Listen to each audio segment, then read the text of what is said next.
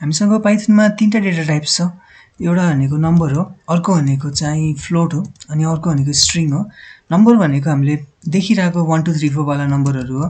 Float भनेको त्यही number तर पछाडि डेसिमल पोइन्ट छ भने हामीले त्यस्तोलाई फ्लोट भनिन्छ। अनि स्ट्रिङ भनेको हामीलाई थाहै छ टेक्स्ट हो, केही लेखेछ भने त्यो चाहिँ स्ट्रिङ हो। अब एउटा डेटा टाइपलाई अर्को डेटा टाइपमा कन्भर्ट पनि गर्न मिल्छ।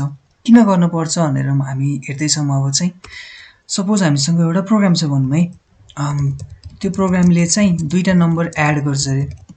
पहिला युजरसँग इनपुट मागौँ, अनि मागेको नम्बरलाई चाहिँ num1 भनौँ, अनि त्यो इन्टर फर्स्ट नम्बर, यसरी एउटा नम्बर मागौँ, अनि यस्तै अर्को नम्बर पनि मागौँ।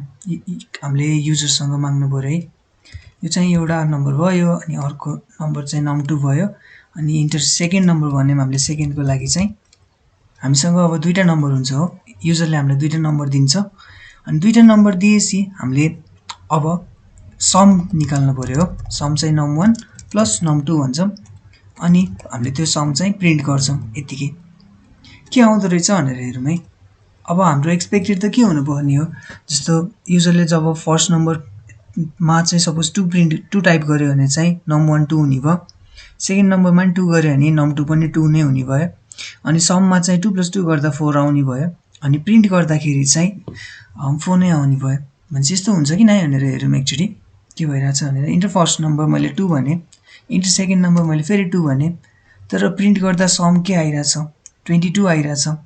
किन होला भन्यो भने हामीले के गरिरहेछौँ हामीले बुझ्नु पर्यो है। हामीले यो num1 मा चाहिँ भ्याल्यु हामीले 2 राख्यौँ, ठिक छ, सब ठिक छ। num2 मा पनि हामीले भ्याल्यु 2 राख्यौँ, ठिक छ। अनि सममा प्रिन्ट गर्ने बेला सम अब यो एड गर्ने बेलामा चाहिँ 2 मा 2 जोडिन्छ होइन, ठिक छ। तर 2 + 2 गर्दा 22 आइरहेछ। किन भन्यो भने हामीले माथि जुन इनपुट लिएको नि युजरसँग, त्यो चाहिँ नम्बर नभएर स्ट्रिङ डेटा टाइप थियो के। भन्न खोजेको हामीले युजरसँग जुन डेटा लिइरहेको थियौँ 2 हो, तर 2 चाहिँ स्ट्रिङ हो, कोट्समा हुन्छ नि त। अब मैले 2 लाई 2 सँग जोडेँ भने, स्ट्रिङलाई स्ट्रिङसँग जोडेँ भने कन्क्याटेनेसन हुन्छ। कन्क्याटेनेसन भनेको अगाडिको स्ट्रिङ प्लस पछाडिको स्ट्रिङ दुईटा जोडेर नयाँ ठुलो स्ट्रिङ बनाइदिन्छ। त्यही भएर सम चाहिँ त्यति बेला 22 हुन्छ। अब हो कि होइन भनेर फेरि एकचोटि चेक गरौँ। सपोज फर्स्ट नम्बरमा मैले 200 लेखेँ, अनि सेकेन्ड नम्बरमा मैले 400 लेखेँ भने रिजल्ट 200400 आउँछ। यो भनेको कन्क्याटेनेसन भइरहेको रहेछ। अब यस्तो नहुनको लागि हामीले के गर्नु पर्यो, हामीले स्ट्रिङ लिइरहेछौँ हामीलाई थाहा छ होइन। अब यो num1 र num2 को भ्याल्युहरू हामीले चाहिँ स्ट्रिङबाट नम्बरमा कन्भर्ट गर्नु पर्यो। त्यो चाहिँ इन्ट भन्ने फङ्सनले कन्भर्ट गर्न मिल्छ यसरी। यो गर्यो भने चाहिँ num1 को इन्ट भ्याल्युलाई लिइन्छ, अनि num2 को पनि इन्ट भ्याल्युलाई लिइन्छ, अनि सम चाहिँ त्यहाँबाट आउँछ। अब इन्ट जोडिरहेछौँ भने इन्ट नै हुन्छ, अनि प्रिन्ट गर्दाखेरि नि इन्ट नै हुन्छ। तर यति बेला हाम्रो कोडले काम गर्छ। जस्तो इन्टर फर्स्ट नम्बरमा मैले 2 हाने, सेकेन्ड नम्बर 2 हाने भने अब सममा चाहिँ 4 गइरहेको छ नि। यस्तोलाई हामीले टाइप कन्भर्जन भन्छौँ।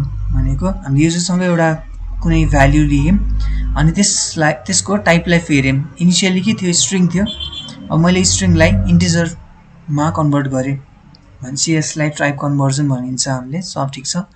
अनि अर्को कुरा, जस्तो मैले यहाँ इन्ट लेखिरहेको छु, यहाँ इन्ट लेख्नु र यता अगाडि चेन्ज गर्नु एउटै कुरा हो है। जस्तो मैले यहाँ इन्ट भनेर अनि इनपुटमा जे लिन्छु नि त्यसलाई लिँदा पनि हुन्छ है, यो गर्दा नि एउटै कुरा हो। यो गर्यो भने चाहिँ हामीले हाम्रो प्रोग्रामभरि जहाँसुकै पछि num1 रिफरेन्स भएको हुन्छ नि, त्यसमा चाहिँ इन्टिजरको भ्याल्यु जान्छ, नम्बरको भ्याल्यु जान्छ। आफूले सम्झिनु पर्दैन, त्यो चाहिँ एउटा फाइदा हो। हेऱ्यो भने सेम छ नि, यही रिजल्ट त, जे गर्दा पनि भयो। अब त्यो सब ठिक छ। हामीले अहिले हेर्दै गरेको टाइप कन्भर्जन हो। हामीसँग बेसिक 3टा टाइप छ भन्ने थिएँ मैले। अब 3टा टाइप मध्ये हामीसँग इन्टिजर छ एउटा होइन, अनि हामीसँग भएको फङ्सनहरू चाहिँ एउटा इन्टिजरमा कन्भर्ट गर्ने हो, अर्को स्ट्रिङमा कन्भर्ट गर्ने हो, अनि अर्को चाहिँ बुलियनमा कन्भर्ट गर्ने हो। त्यस्तै हामीले फ्लोटमा पनि कन्भर्ट गर्न मिल्छ है। त्यो भनेको के हो, हामी सबैलाई अब एकचोटि कन्भर्ट गरेर हेर्छौँ। जस्तो हामीले प्रिन्ट गरौँ, सुरुमा चाहिँ इन्टिजर बनाएर हेरौँ है। इन्टिजर स्ट्रिङलाई, जस्तो सपोज 22 भन्ने हामीसँग एउटा नम्बर छ, यो नम्बरलाई चाहिँ हामीले इन्टिजर बनाएर हेर्न खोजिरहेछौँ के हुन्छ भनेर। 22 नै लेखिरहेछ, ठिक छ। त्यस्तै अर्को चाहिँ हामीले स्ट्रिङ बनाएर हेर्दैछौँ, केलाई सपोज 0 लाई स्ट्रिङ बनाएर हेऱ्यो भने के आउँछ भनेर हेरौँ, 0 नै आउँछ, ठिक छ, कोड्सहरू देखाएको छैन। त्यस्तै हामीले बुलियन बनाउन मिल्छ। बुलियन भन्न खोजेको चाहिँ त्यो ट्रु अथवा फल्स भएको है। जस्तो बुलियनमा मैले 22 को लागि हेऱ्यो भने चाहिँ ट्रु देखाउँछ, तर मैले 0 को लागि हेरेँ भने चाहिँ फल्स देखाउँछ। यो हुन्छ है बुलियनमा चाहिँ 0 बाहेक सबै नम्बरलाई ट्रु मान्छ अनि 0 लाई चाहिँ माइनस मान्छ भन्नाले 0 लाई चाहिँ फल्स मान्छ। त्यस्तै नेगेटिभ नम्बर राखे नि यसलाई ट्रु नै मान्छ है, त्यो कुरा भयो। त्यसपछि अर्को कुरा फ्लोट छुटे जस्तो छ। अब फ्लोट हेरौँ एकचोटि। फ्लोटमा सपोज मैले 22 लाई राखेर हेरेँ भने फ्लोटमा पछाडि डेसिमल हाल्ने हो, 22.0 लेख्छ यसरी, त्यो कुरा छ।